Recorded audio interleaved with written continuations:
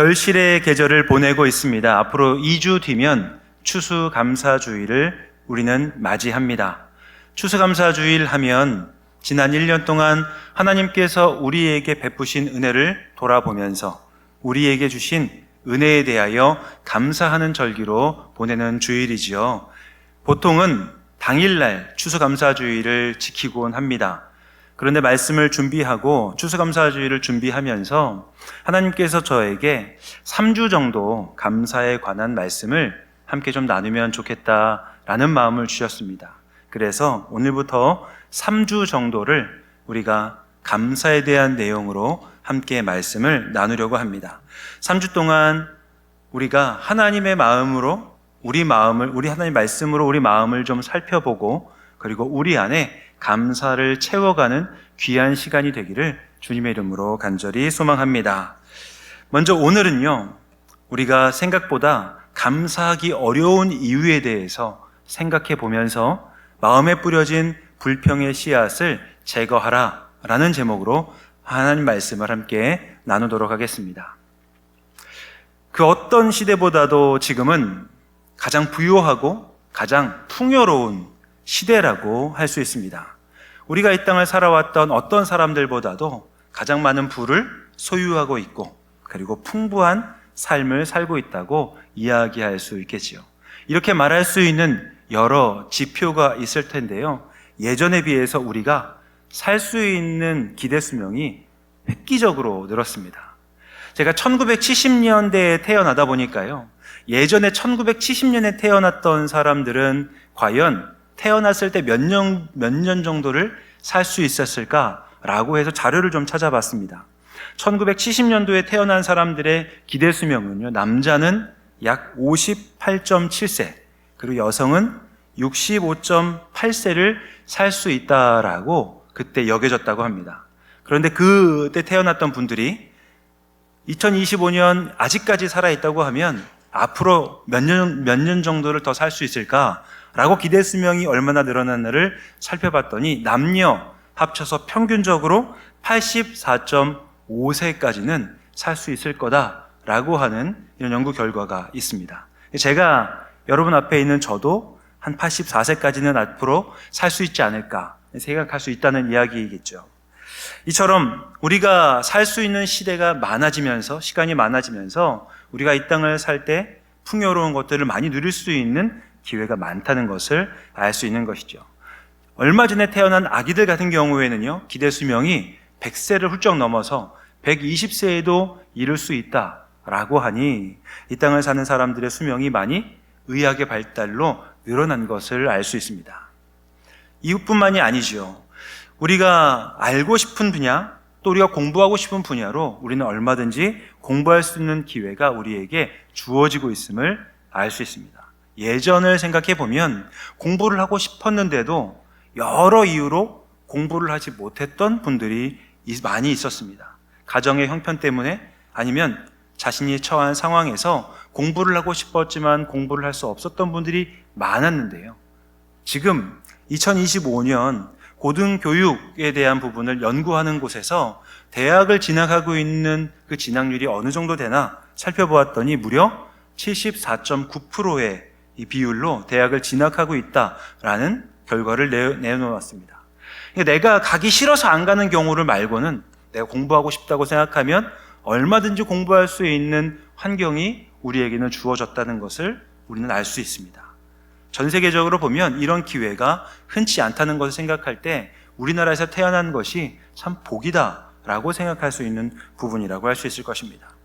또 우리가 누릴 수 있는 부와 풍요가 얼마나 많이 증가했나라고 하는 부분을 생각해 볼 때예요. 50년 전에 우리나라의 1인당 국내 총 생산에 대한 이 GDP를 알아보니까요. 1970년대 초반에 우리나라 1인당 국내 총 생산이 약 280불 정도 됐다고 하더라고요. 그런데 2024년에는 이게 얼마나 많이 늘었냐면요.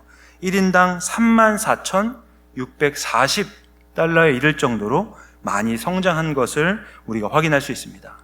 50년 전에 비해서 우리나라의 부가 약 123배에 이를 정도로 많이 성장했음을 우리는 알고 있는 것이죠. 이처럼 기대 수명도 늘어나고 배울 기회도 우리에게 많이 열려 있고요. 우리가 누릴 수 있는 부와 또 우리가 경험할 수 있는 환경적인 인프라는 굉장히 많이 발전했습니다. 그러면 이러한 시점을 살고 있는 우리에게 누군가가 당신은 행복하십니까? 라고 물을 때 우리의 대답은 어떠할까요? 생각보다 행복하십니까? 라고 묻는 질문에 대해서 내가 행복하다고 이야기하지 않는 사람들도 많이 있다는 것을 우리는 볼 수 있습니다. 혹은 이 자리에 계신 분들도 그렇게 말씀하실 수 있을지도 모르겠다는 생각을 합니다. 가장 부유하고 가장 풍요로운 시대를 살고 있는 우리가 역설적이게도 우리 입술에서 불평과 불만이 끊이지 않는 것을 돌아보면 우리는 가히 불만의 시대를 살고 있지는 않나라고 생각하게 되기도 합니다. 이 글로벌 마켓 리서치 회사 가운데 입소스라고 하는 회사가 있는데요. 이 회사에서 재미있는 질문을 했습니다. 자기가 불행하다고 생각하는 사람들 있잖아요. 내가 불행하다고 생각하는 사람에게 왜 불행하다고 생각하십니까? 라고 물어봤답니다. 약 30개국에 걸쳐서 이 질문을 해봤더니 사람들이 각자 이유를 3가지 정도씩 냈는데요. 그 결과가 뒤에 나오는 표와 같습니다. 30개국 공통으로 내가 불행한 이유는 1위는 재정 상태 때문에 내가 불행합니다 라고, 이거는 모든 나라가 공통이었다고 합니다. 그런데 우리나라는 2위가 좀 다릅니다. 우리나라 사람들은 2위가 무엇이냐고 물어보았을 때에 내 삶이 의미 있다고 느껴지지 않는 것 때문에 나는 불행하다라고 이야기를 했다는 것이죠. 다시 말하면 사람들이 불행하다고 느끼는 이유는 돈이 아예 없어서가 아니에요. 돈이 있는데도 불구하고 내가 생각하기에는 이것보다 훨씬 많아야 되는데 그만큼 내가 없어서 나는 불행하다고 느낀다고 합니다.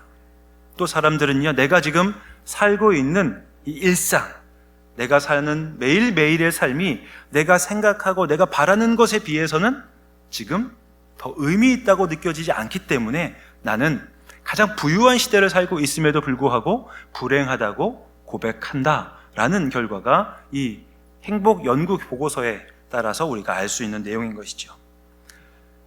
그렇다면 얼마의 돈이 있으면 우리가 행복하다고 느낄 수 있겠습니까? 우리가 어떤 인생의 모습을 살면 다른 사람들이 우리를 보면서 당신은 참 인생을 잘 살고 있습니다, 나도 당신 같은 삶을 살고 싶습니다 라고 이야기하게 될까요? 저는 말씀을 준비하면서 바로 이 지점, 우리가 살고 있는 현실과 우리가 바라고 있는 현실의 이 거리가 멀다는 부분 때문에 우리가 일상에서 감사할 수 있는 조건이 많음에도 불구하고 감사하지 못하고 있지는 않나 생각하게 되었습니다. 우리가 이런 생각을 하게 되는 이유를 한 걸음 더 들어가서 살펴보도록 하시죠. 여러분, 우리가 이 세상을 보면서 세상에 대해서 이해하는 통로, 우리가 세상에 대해서 아는 통로는 어떤 곳들이 있을까요? 예전에 살던 사람들, 예전에 생각해보면요, 예전에는 우리가 세상을 바라보고 알게 되는 통로가 이웃들과의 만남, 관계였을 때가 많았습니다. 예전을 생각해보시면요, 우리 옆집에 누가 사는지 대부분 다들 아셨을 겁니다. 옆집뿐만이 아니라요, 우리 옆집에 혹은 우리 동네에 어떤 사람들이 사는지를 우리는 자주 만났고 대화를 하였고 삶을 나누면서 그분들의 삶에 어떤 형편이 있는지를 알아왔었습니다.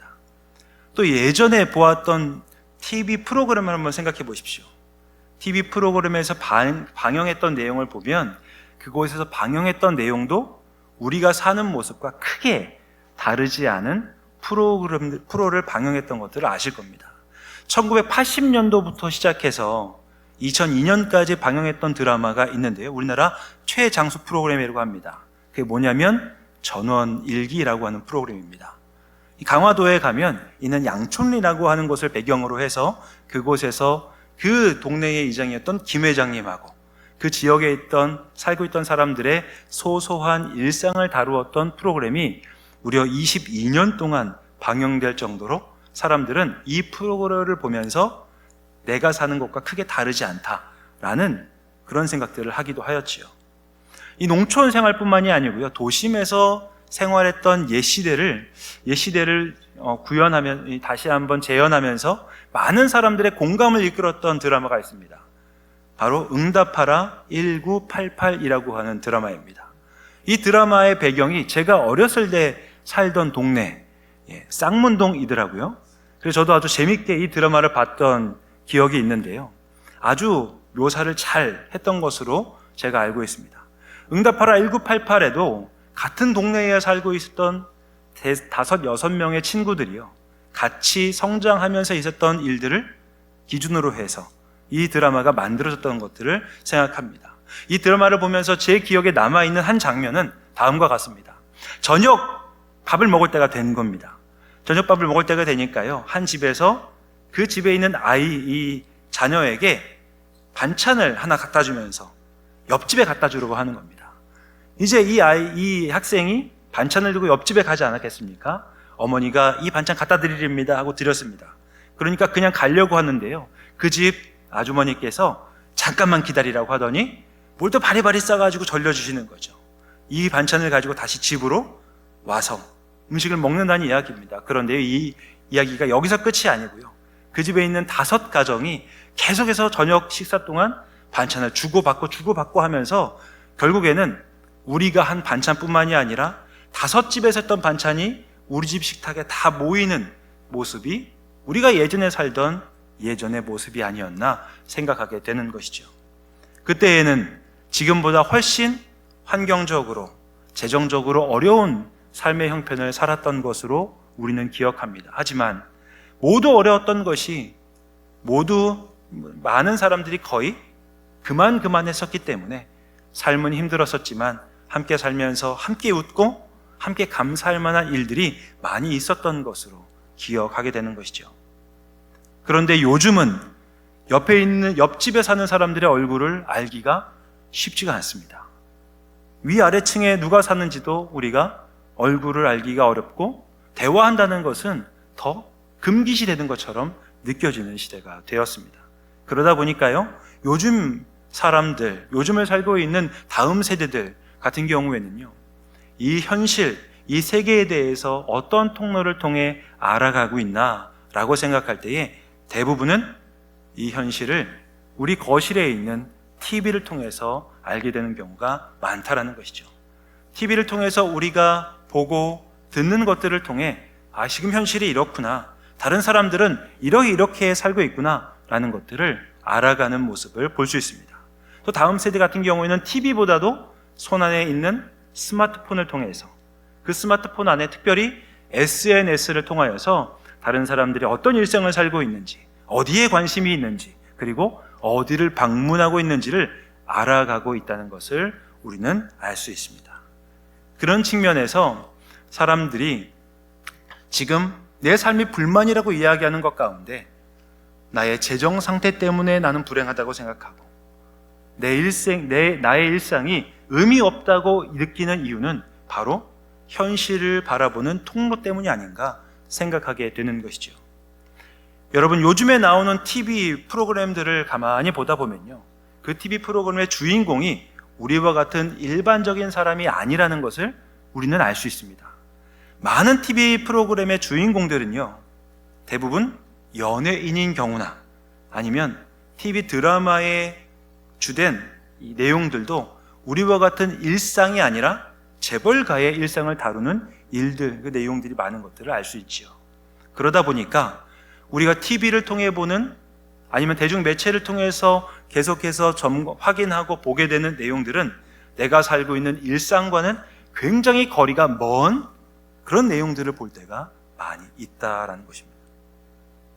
그리고 핸드폰을 통하여서 SNS를 통해 보는 다른 사람들의 일상은요, 그 사람들이 가서 먹는 모습, 그 먹는 모습도 전체를 보는 것이 아니라 가장 멋있어 보이는 구도로 찍은 한 장면, 그리고 가장 부러워하고 자랑할 만한 한 장면을 우리는 지속적으로 보게 된다는 것을 알 수 있지요. 그래서 내가 일상에서 먹는 음식과는 비교할 수 없을 만큼 비싸고 멋있는 장소에서 먹는 음식을 우리가 날마다 보다 보니까, 그리고 내가 일상을 살고 있는 가정이나 우리의 일상의 자리와는 전혀 다른, 보기에도 환상적인 여행지에서의 모습이나 아니면 다른 사람들이 방문하고 싶은 멋있는 장소의 모습을 보다 보니 내가 살고 있는 일상은 이제 더 이상 재미가 없다라고 평가할 수밖에 없지 않나 생각하게 되는 것입니다.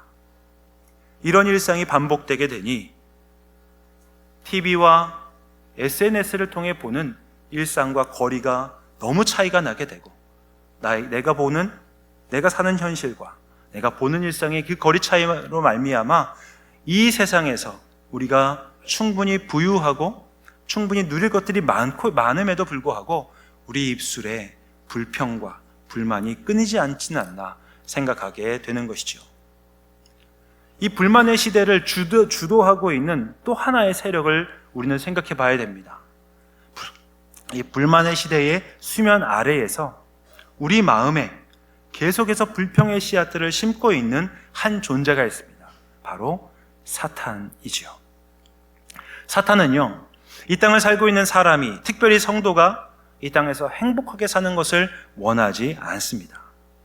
사탄은 우리가 하나님과 관계가 친밀해지는 것을 원하지 않고 우리 입술에서 불만과 불평이 끊임없이 터져 나오기를 바라기에 우리가 무의식적으로 보는 TV와 대중매체의 내용들을 볼 때에 우리가 무의식적으로 날마다 보고 있는 핸드폰의 SNS와 유튜브의 내용을 통해 우리 마음에 불평의 씨앗들을 은밀하게 하나씩 심고 있다라는 것이죠.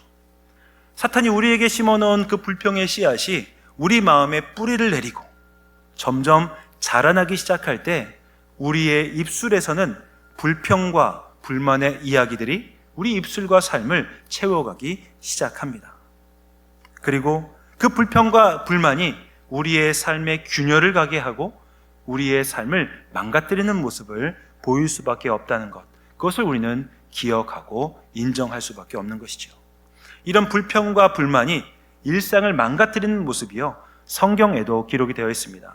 민수기 11장을 보시면 민수기 11장에는 이스라엘 백성들이 경험하는 하나의 사건이 나옵니다.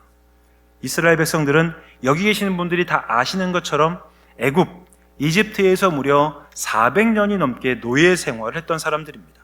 그들은 계속되는 노예 생활로 인해 고통이 극에 달하자 하나님께 우리를 구원해 달라고, 우리를 이곳에서 건져 달라고 하나님께 기도하고 간구합니다. 하나님은 그 기도를 들으시고 이스라엘 백성들을 애굽에서 이끌어내시지요. 하나님은 그 이스라엘 백성들을 가나안이라고 하는 곳으로 인도해 가십니다. 문제는요, 가나안으로 가는 과정이 결코 짧지 않고 쉽지 않았다는 것에 있습니다. 이스라엘 사람들이 애굽을 떠나 가나안으로 가기까지 그들이 지나야 했던 곳이 바로 광야입니다. 이 광야에 대해서 우리가 이해하기 위해 잠시 광야의 모습을 살펴본다면 앞에 놓여 있는 것과 같은 모습입니다. 왼쪽에 있는 광야는 그나마 물이 있고 약간의 숲이 있는 모습이긴 하지만 다른 곳의 광야는 다른 쪽에 있는 모습처럼 황량하기에 그지없는 곳입니다. 이스라엘 백성들은 이곳을 지나야만 했습니다. 당연히 이곳을 지나면서 그들이 마주하는 문제가 있는데 먹을 양식에 대한 문제가 되는 것이죠. 이들이 이 광야를 지나면서 굶어 죽을 수밖에 없는 상황에 놓여 있을 때 하나님께서는 이스라엘 백성들이 굶어 죽지 않도록 먹을 것을 공급하십니다. 하늘에서부터 하나님이 먹을 것을 내려주시는 것의 이름이 만나인 것이죠. 그런데요, 사람들이 만나를 하루 이틀 먹다가 이제는 만나에 질렸는지 다음과 같이 불평하기 시작한다는 것입니다. 민수기 11장 4절에서 6절까지 말씀을 함께 읽겠습니다. 그들 중에 섞여 사는 다른 인종들이 탐욕을 품음에 이스라엘 자손도 다시 울며 이르되 누가 우리에게 고기를 주어 먹게 하랴. 우리가 애굽에 있을 때에는 값없이 생선과 오이와 참외와 부추와 파와 마늘들을 먹은 것이 생각나거늘 이제는 우리의 기력이 다하여 이 만나 외에는 보이는 것이 아무것도 없도다 하니. 이스라엘 사람들은 만나를 먹으면서 생활했습니다. 그런데 이 만나가 질렸는지요, 이 사람들 가운데 몇몇 사람이 이렇게 불평하기 시작하는 겁니다. 우리가 그때 애굽에 있었을 때, 그때는 우리가 마음껏 고기도 먹고, 이 얘기를 하자마자 다른 사람이 이 얘기를 듣고 거기에 숟가락을 하나 딱 얻는 겁니다. 그때 고기 구워 먹었을 때에, 고기를 먹었을 때 우리가 고기만 먹은 게 아니라 야채와 채소를 같이 곁들여가지고 먹었던 그 맛있는 식사, 이 침이 꼴딱꼴딱 이제 넘어가지 않겠습니까? 다른 사람은 고기만 있었던 것도 아니지, 거기서 우리가 생선도 마음껏 먹을 수 있었다라는 이야기를 하면서 지금은 없었던 그때의 이야기를 하며 불평을 이야기하기 시작한 것이죠. 한 사람의 입에서 나온 이 불평이요, 다른 사람들에게 금방 전달이 됩니다. 이스라엘 온 민족에게 삽시간에 전달이 되고 나서, 전달이 되고 나니 이제는 더 이상 행진을 할 수 없는 지경에 놓이게 되었지요. 사람들이 하는 원망을 하나님께서 들으십니다. 그리고 하나님께서는 이 원망을 들으시고 그들의 입술에서 나오는 이 원망의 내용, 고기를 내가 주겠다라고 말씀하시는 것이죠. 하나님께서 하늘로부터 사람들이 먹을 만한 고기를 충분히 공급하셨을 때에 성경은 그 고기로 말미암아 재앙이 임했다라고 기록합니다. 민수기 11장 31절에서 34절까지 말씀인데요, 함께 읽겠습니다. 바람이 여호와에게서 나와 바다에서부터 메추라기를 몰아 진영 곁 이쪽 저쪽 곧 진영 사방으로 각기 하롯길 되는 지면 위 2규빗쯤에 내리게 한지라. 백성이 일어나 그 날 종일 종야와 그 이튿날 종일토록 메추라기를 모으니 적게 모은 자도 10호멜이라. 그들이 자기들을 위하여 진영 사면에 펴두었더라.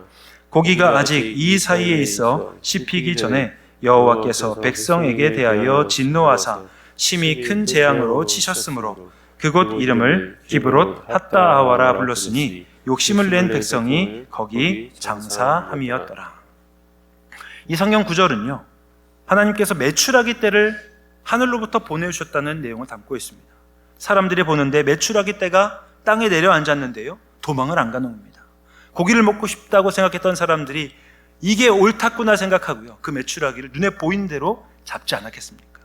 사람들이요, 적게 거둬도 충분히 먹을 만큼의 메추라기를 잡게 되었습니다.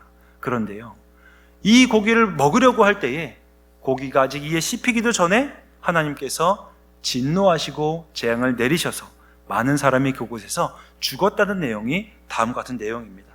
하나님이요, 어떻게 진노하시고 재앙을 내리셨을까요? 사람들이 고기를 먹으려고 하는 그 순간에 옛다 하면서 쳐치셨을까요? 우리가 한번 고기를 먹는 장면을 생각해 보신다면 하나님이 치실 것도 없었다는 것을 우리는 알 수 있습니다. 여러분, 고기가요, 먹을 수 있는 살아있는 메추라기 떼가 지면에 다 펴져 있습니다. 그것을 잡아왔습니다. 그러면 그 고기를 먹을 때 어떻게 먹어야 되겠습니까? 생으로 고기를 먹을 수는 없으니 그 고기를 손질하고 구워야 먹을 수 있지 않겠습니까? 그런데 문제는 그 고기를 구울 수 있는 나무가 광야에는 충분히 없다라는 것이죠. 사람들은 앞다투어서 불을 피울 수 있는 나무를 구하려고 했을 것입니다. 그런데 나무는 구해도 어찌어찌 나무는 구했는데 문제는 또 불이 없다라는 것이죠. 사람들은 앞을 다투어서 내가 먼저 고기를 구워 먹겠다고 사람들이 가지고 있는 나무를 뺏으려고 싸우기 시작하였을 것이고, 한 입이라도 내가 먼저 고기를 먹겠다고 다투기 시작하였을 테니 온 이스라엘 사 가운데 아비규환과 같은 전쟁통이 일어나지 않을 수가 없었을 것입니다. 하나님이 치실 것도 없이 광야에서 그들에게 감당할 수 없는 메추라기가 주어졌다는 사실이 그들에게는 재앙이 될 수밖에 없던 것이지요. 광야에서 그들이 먹을 수 있는 음식을 하나님께서는 예비하셨고 공급해 주셨습니다. 그러나 그들은 현실에 만족하지 아니하고 그들이 지금 감당할 수 없는 고기를 구하게 되었을 때에 그 고기가 주어진 것이 그들에게는 재앙이요 진노가 될 수밖에 없었음을 우리는 확인하게 되는 것이죠. 우리 역시 그렇지 않습니까? 하나님이 우리가 이 땅을 살기에 충분한 것들을 이미 주셨음에도 불구하고, 우리가 가장 부유하고 풍요로운 시대를 살고 있음에도 불구하고 우리 입술에 불평과 불만이 우리의 삶을 채우고 있다고 한다면 우리도 광야에서 만나에 만족하지 못하고 고기를 구하였던 이스라엘 백성과 크게 다르지 않겠느냐라고 하는 것이죠. 감사할 수 있는 계절에 감사하지 못하는 이유가 우리가 날마다 보고 우리가 날마다 들었던 TV의 내용들과 우리가 보았던 내용들 안에 심겨 놓았던 사탄의 불평의 씨앗들이 어느덧 우리 마음에서 뿌리를 내리고 자라다 보니 우리의 삶이 감사보다는 불평과 불만으로 채워지고 있지는 않은지 우리는 말씀을 통해 우리 자신을 돌아봐야 될 것입니다. 그렇다고 한다면 오늘을 살고 있는 우리가 우리의 삶에서 감사를 회복하려면 어떻게 해야 될까요? 먼저 우리 마음에 심겨져 있는 불평의 씨앗들을 제거해야 될 것입니다. 그 불평의 씨앗들을 제거하기 위해 오늘 성경의 지혜자는 하나님을 아는 사람들에게 다음과 같이 권면합니다. 먼저 첫 번째로 우리가 감사하기 위해 불평의 씨앗을 제거하려면 먼저 우리는 우리 마음을 확인하고 살펴봐야 합니다. 잠언 4장 20절 21절 말씀을 함께 읽도록 하겠습니다. 함께 읽습니다. 내 아들아 내 말에 주의하며 내가 말하는 것에 내 귀를 기울이라. 그것을 내 눈에서 떠나게 하지 말며 내 마음속에 지키라. 이 잠언은요, 지혜를 얻은 지혜자가 다음 세대에게 이 세상을 사는 지혜, 하나님의 사람으로 살 수 있는 지혜를 전해주기 위해 쓴 책입니다. 그는 다음 세대 사람에게 다음과 같이 이야기하는 것이죠. 내 말에 주의하여 내가 말하는 이 말씀을 내 귀에 기울이고 그리고 이 말씀을 내 마음속에 두라라고 권면합니다. 이 말씀이 우리 마음에 들어오기 시작할 때에 그 말씀이 우리 마음을 살펴보기 시작합니다. 우리 마음에 어떤 것들이 심겨져 있는지를 확인하기 시작한다는 것이죠.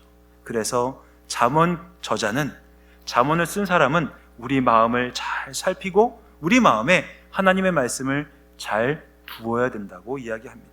이 말씀이 우리 안에 들어오기 시작할 때 우리 마음에 무엇이 심겨져 있는지를 살피게 될 것이고 우리를 죽음에서, 불평에서 생명으로, 그리고 불평에서 감사로 옮겨가게 하는 힘이 여기 있음을 알기 때문입니다.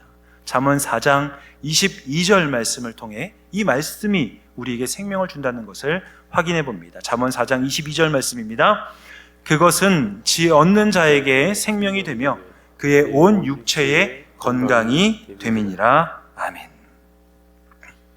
하나님의 말씀이 우리 마음에 들려지고 자리하게 되었을 때 그 말씀은 우리 마음에 심겨져 있는 것이 불평의 씨앗이라는 사실을 우리에게 알려줍니다. 그래서 우리가 더 이상은 우리 마음에 사탄이 불평의 씨앗을 심지 않도록 우리 마음을 지키겠다고 결심하도록 하나님의 말씀이 우리에게 역사하는 것이죠. 그래서 잠언의 저자도요, 이 마음의 중요성을 강조하면서 두 번째로는 우리가 마음을 확인한 다음에 이 마음을 잘 지켜야 된다라고 우리에게 권면하는 것이죠. 잠언 4장 23절 말씀에 다음과 같은 내용이 있는데요, 제가 읽어드립니다. 모든 지킬 만한 것 중에 더욱 내 마음을 지키라. 생명의 근원이 이에서 남이니라. 아멘. 잠언의 저자는요, 우리 마음이 얼마나 중요한지를 압니다. 왜냐하면 우리 마음이 우리의 지성과 우리의 감성과 그리고 우리의 의지가 함께 합쳐지는 우리의 전 인격의 조합체의 핵심이기 때문입니다.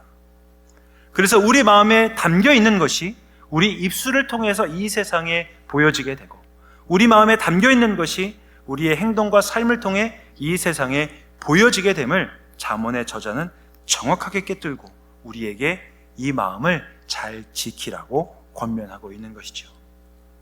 이제 우리는 우리 마음을 살핍니다. 우리 마음에 사탄이 나도 알게 모르게 심어놓은 불평의 씨앗들이 심겨져 있다는 것을 알려주었습니다. 우리는 내 마음을 지켜야겠다고 작정합니다. 그러면 이제 우리에게 남아있는 것은 우리 마음에 나도 모르게 심겨져 있는 이 불평의 씨앗들을 제거하는 것이 남아있겠죠. 여러분, 우리 마음에 있는 불평의 씨앗을 제거해야 우리는 이 땅에서 감사하며 살 수 있게 된다는 사실을 꼭 기억하시기를 부탁드립니다. 그러면 이 불평의 씨앗들을 어떻게 제거할까요? 제가요, 말씀을 준비하면서 제 마음에도 사탄이 심어놓은 불평의 씨앗들이 제법 많이 있다는 것을 확인하고 알게 되었습니다. 그래서요, 말씀을 준비하면서 제가 제거해 보려고 노력을 많이 했는데요, 성공했을까요? 실패했을까요? 솔직하게 대답해 보십시오. 성공했을까요? 실패했을까요? 실패했습니다. 제가 감사를 이번 주에 채우려고 부단히 노력을 해봤거든요. 그런데요, 아주 사소한 문제로, 사소한 일이 저에게 다가오면 제 입술에서 툭 불평의 말이 나가는 것들을 많이 경험해봤습니다. 그래서 불평의 씨앗을 제거하려고 하는 노력이 내 노력이나 힘으로는 가능하지 않구나라는 것을 깨닫게 된 것이지요. 이미 내 마음에 심겨진 불평의 씨앗은 나의 노력으로는 제거할 수 없다는 것이 저의 개인적인 고백이 되게 되었습니다. 그러면 우리가 할 수 있는 일은 무엇일까? 우리가 이제 그러면 이 불평의 씨앗을 제거하기 위해 우리가 할 수 있는 것은 무엇일까요? 우리가 지금 심겨져 있는 불평의 씨앗들이 싹을 틔울 때까지는 잘 모르겠지만 앞으로 우리에게 사탄이 심으려고 하는 그 불평의 씨앗들은 막을 수 있지 않겠습니까? 불평의 씨앗을 제거하는 첫 번째 단계는요, 그래서 사탄이 내 마음에 심으려고 하는 씨앗을 차단하는 것이 첫 번째 단계가 되는 것입니다. 그러면 우리가 이 첫 번째 단계를 이행하기 위해서 이번 한 주를 어떻게 살아야 되겠습니까? 제가 그래서 여러분에게 한 가지를 제안하려고 합니다. 여러분, 이번 한 주간 사탄이 여러분이 보는 것을 통해 우리 마음에 심으려고 하는 불평의 씨앗을 막으려고 한다면 우리가 실천해 봐야 될 것이 있습니다. 먼저요, 제가 첫 번째로 부탁드리는 것은 한 주간 TV를 좀 끊어보시면 좋겠습니다. 벌써부터 마음이 철렁하시는 분들이 있죠. 내가 그토록 좋아하는 일일 드라마를 봐야 되는데 라고 생각하시면서요. 그런데 한 주 동안 우리가 날마다 보던 TV를 끊어본다고 한다면 우리가 보는 것을 통해 우리 마음에 살짝 심어놓았던 불평의 씨앗들을 일부 차단할 수 있을 것입니다. 또 한 가지 제안 드리는 건 더 힘들 수도 있습니다. 이번 한 주간 여러분 스마트폰을 통해서 매일매일 우리가 확인하고 보던 SNS를 좀 중단해 보시면 좋겠다라는 의견을 드립니다. 유튜브도 마찬가지이고요. 못 견디실 것 같죠? 근데 한번 끊어보시면 그걸 통해서 우리 마음에 심으려고 하는 사탄이 심으려고 하는 불평의 씨앗들을 우리는 적어도 차단할 수는 있을 것이다 라는 겁니다. 이제 두 번째 단계를 해야 되는데요, 시간이 다 되어버렸습니다. 그래서 내 마음에 심겨진 불평의 씨앗을 제거하는 두 번째 단계는 다음 주에 저희가 함께 말씀을 나누면서 계속해서 이어가도록 하겠습니다. 이제 말씀을 마치려고 합니다. 우리는 오늘 우리가 이미 감사할 수 있는 부유한 시대를 살고 있다고 말씀드렸습니다. 그러나 우리 마음에 이미 사탄이 심어놓은 불평의 씨앗 때문에 우리는 부유하고 풍요로운 시대의 불평과 불만으로 우리 삶을 채우고 있지는 않나 돌아보았습니다. 이것을 제거하기 위해서 우리 안에 심겨진 불평의 씨앗들을 제거하기 위해 먼저 우리는 내 마음을 살펴보고 확인해야 된다고 말씀드렸습니다. 두 번째로는 그 마음을 지키겠다고 결심해야 된다고 말씀드렸고요. 그것을 실천하는 방법으로 한 주 동안 우리가 날마다 즐겨보는 TV와 SNS를 비롯한 유튜브를 한번 끊어보는 것으로 불평의 씨앗들을 차단하는 한 주를 살아갈 때에 우리는 그 시도만으로도 감사를 찾고 감사를 회복할 수 있는 첫 걸음을 떼는 것임을 기억하시기 바랍니다. 아무쪼록 여러분에게 부탁드리는 것을 실천함으로 말미암아 하나님이 우리에게 주시는 감사의 고백을 회복할 수 있는 모든 교우분들의 일상이 되시기를 주님의 이름으로 간절히 기원합니다.